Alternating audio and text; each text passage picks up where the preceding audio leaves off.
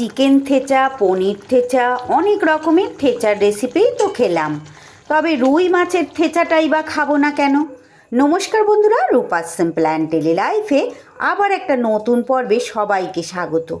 মাছপ্রেমী বাঙালি আমি, তাই বিভিন্ন রকমের মাছের আইটেম ট্রাই করে থাকি। তাই আজ আবার একটা নতুন ধরনের রুই মাছের রেসিপি নিয়ে হাজির হলাম। অত্যন্ত লোভনীয় রুই থেচা।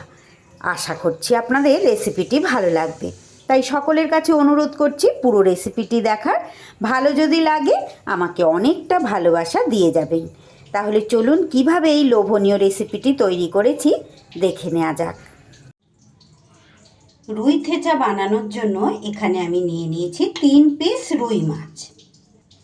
এবার এই মাছের মধ্যে অল্প পরিমাণ একটু নুন আর সামান্য পরিমাণ একটু হলুদ মাখিয়ে নিতে হবে। আমি এখানে আমার প্রয়োজন মতো মাছ নিয়েছি, আপনারা আপনাদের প্রয়োজন মতো কম বেশি করে নেবেন। আর এখানে আমি রুই মাছ দিয়েই করছি, চাইলে কিন্তু এটা আপনারা কাতলা মাছ দিয়েও করতে পারেন। সুন্দর করে নুন হলুদ মাখিয়ে মিনিট 10 জন্য রেখে দিতে হবে।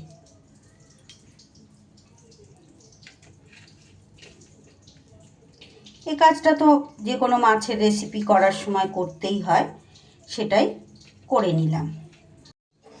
এইবার গ্যাসে আমি একটা ছোট প্যান বসিয়ে দিয়েছি।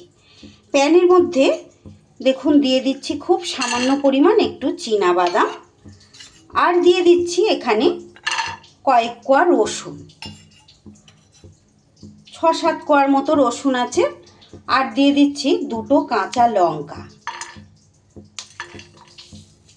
তারই সাথে দিয়ে দেব সামান্য পরিমাণ একটু গোটা জিরে, আর এর মধ্যে একদম 1 চামচ মতো তেলও দিয়ে দিলাম। দিয়ে এবার সব উপকরণগুলো একটু হালকা হাতে ভেজে নিতে হবে।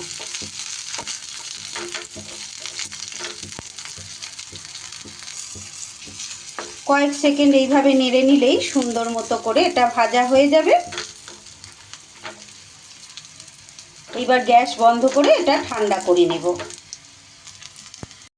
এইবার গ্যাসে কড়াই বসিয়ে দিলাম। কড়াইয়ের মধ্যে দিয়ে দিচ্ছি আমি রাইস ব্র্যান অয়েল। এই রেসিপি কিন্তু অবশ্যই সাদা তেলে করতে হবে। তেল খুব ভালো করে গরম হয়ে গেলে এইবার মাছগুলোকে ভেজে নিতে হবে।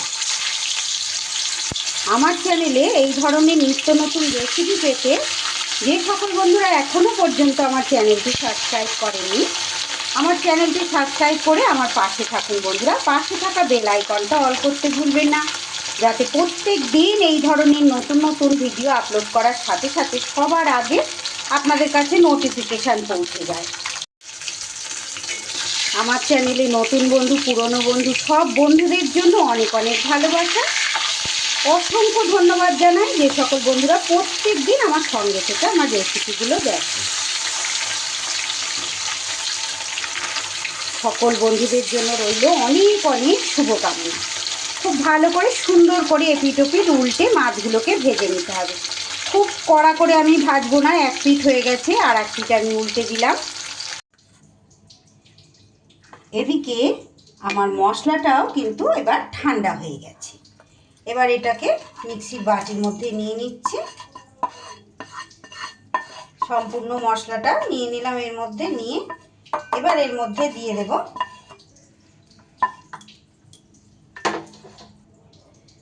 অল্প পরিমাণ একটু ধনেপাতা। তারই সাথে দিয়ে দিচ্ছি এখানে 2 চামচের মতো টক দই। খুব সামান্য পরিমাণ একটু জল দিয়ে দিলাম। সুন্দর মতো করে মিহি পেস্ট একটা তৈরি করে নিলাম। এদিকে মাছগুলোও কিন্তু আমার সুন্দর করে ভাজা হয়ে গেছে। এবার এগুলোকে তুলে নিতে হবে। অত্যন্ত লোভনীয় হয় বন্ধুরা। মাছ তুলে নিয়ে এইবার এই তেলের মধ্যেই দিয়ে দিচ্ছি ফোড়নে একটা শুকনো লঙ্কা, আর দিয়ে দিচ্ছি সামান্য একটু গোটা জিরে। ফোড়নটা থেকে সুন্দর গন্ধ বেরোলে এইবার যে মশলাটা আমি পেস্ট করলাম সেই মশলাটা কিন্তু দিয়ে দেব।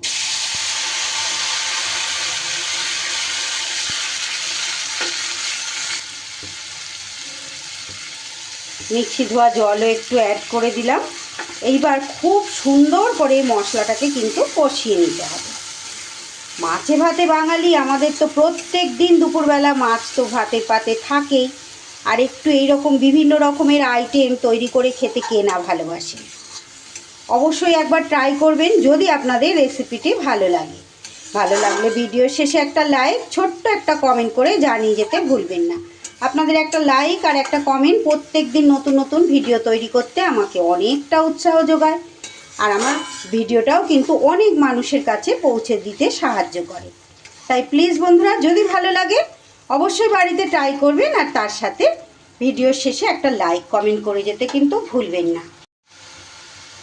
আর যে সকল বন্ধুরা আজ প্রথম এসেছেন, যদি আমার চ্যানেল সাবস্ক্রাইব করা না থাকে তাদের কাছে অনুরোধ, আমার চ্যানেলটা সাবস্ক্রাইব করে আমার পাশে থেকে যাবেন।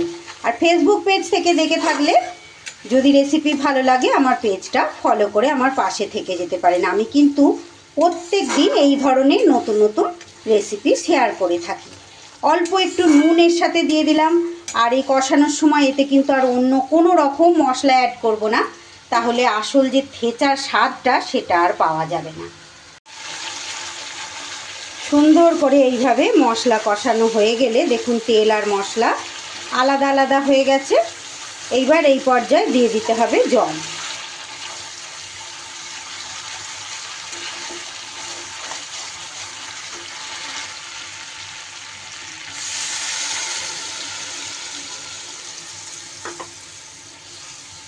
জলটা দিয়ে একটু ফুটতে দিতে হবে গ্রেভিটা। মিনিট দুয়েক ফুটিয়ে নেব। মিনিট দুয়েক ঢাকা চাপা দিয়ে গ্রেভি ভালো করে ফুটিয়ে নিয়েছি। নিয়ে এইবার ভেজে রাখা মাছগুলো দিয়ে দিতে হবে। ভেজে রাখা মাছগুলো দিয়ে গ্রেভির মধ্যে আবারও 2 মিনিট কিন্তু ফুটিয়ে নেব। সঙ্গে থাকুন বন্ধুরা, পুরো রেসিপিটি দেখার অনুরোধ রইল। শেষ পর্যন্ত না দেখলে তো বুঝতে পারবেন না।